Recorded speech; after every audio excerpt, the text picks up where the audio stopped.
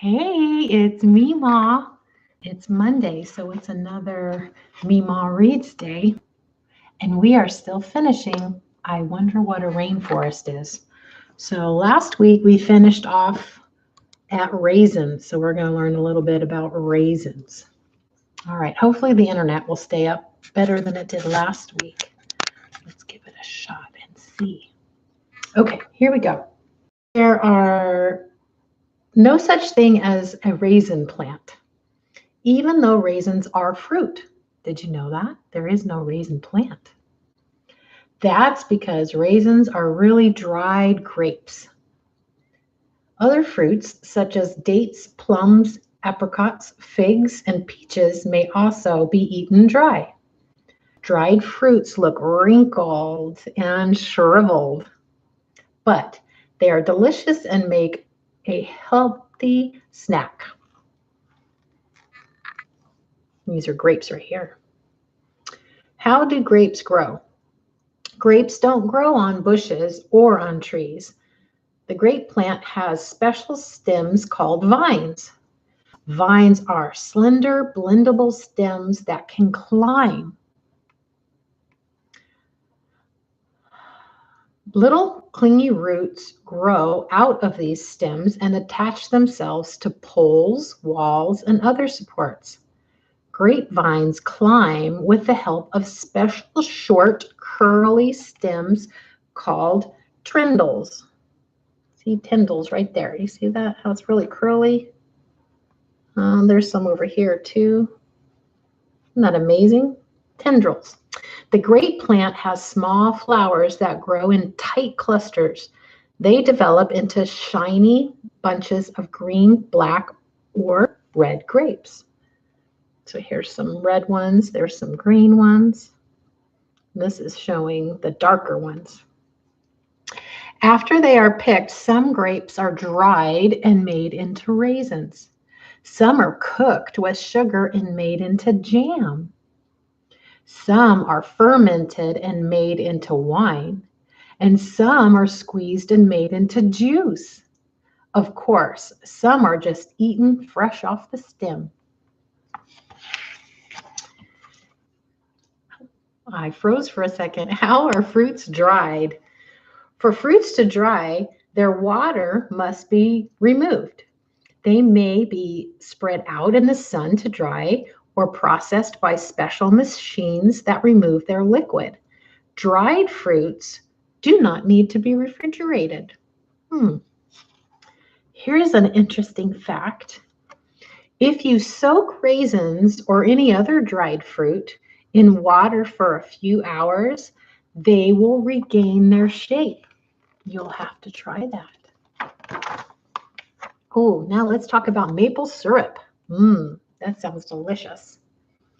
In the spring, the sap starts running freely inside most trees. It runs up through the trunk and into the branches. The sugar maple sap is very special. It has so much sugar in it that it can be made into delicious syrup, maple syrup, to be precise. And if some of the sap is removed, the tree can survive.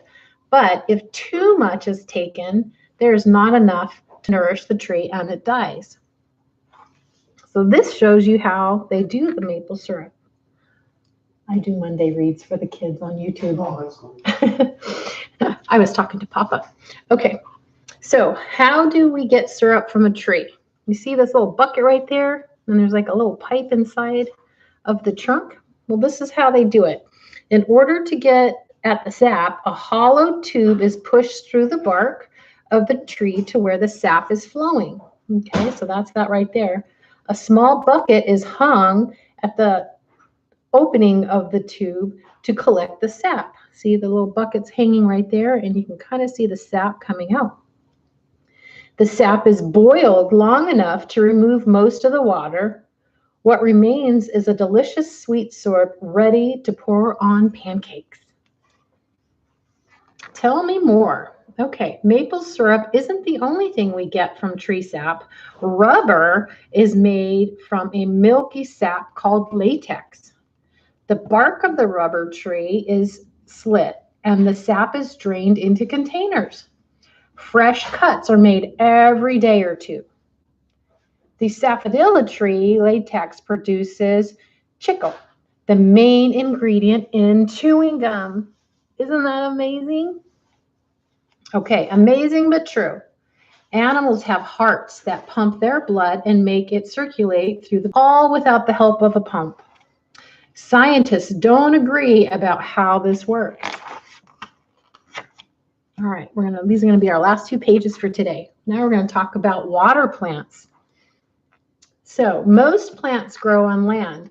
Some, like cattails and watercress, grow at the water, staying afloat. The most spectacular of these water plants are water lilies and lotuses. Their flat, round leaves, which resemble little rafts, float easily on the surface of the water, and their stems have tiny air spaces that act like inflated life vests, keeping them from sinking. The waxy flower, right here, have a beautiful range of colors, shades like pink, yellow, white, lavender, and green. They lie gracefully on the surface of the water, opening their petals in the morning and closing them at night. So, do water lilies have roots? Yes. Their roots reach down and anchor the plant at the bottom of the water, and their long swaying stems reach up to the surface of the water to support the blossoms and bring it nourishment.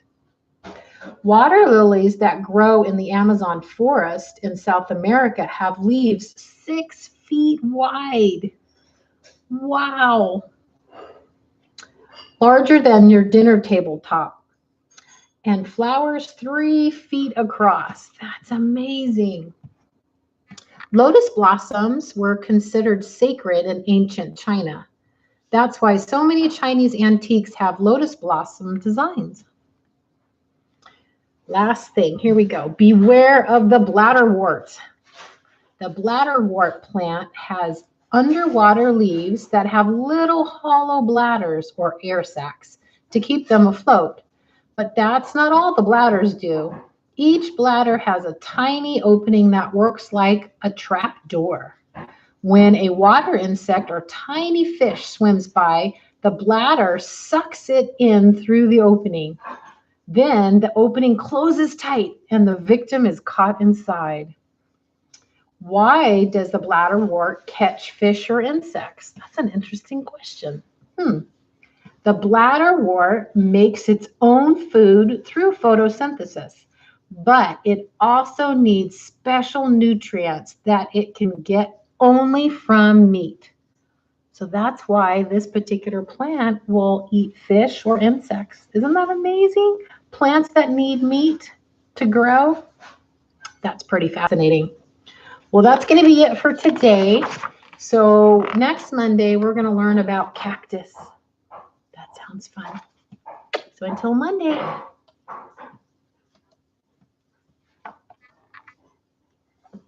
I've been doing this Mema Reads like every Monday for like the last month. That's cool. And I just send the kids the link and then they let the kids watch it. Awesome. I know, and it was really cool last week because Sam wrote me because I was talking about bulbs and how to regrow potatoes. Yeah. And she literally had both of those things happening at the house. So after the kids watched the video, she went and showed them the plants. That's cool. I know, I thought it was super cool.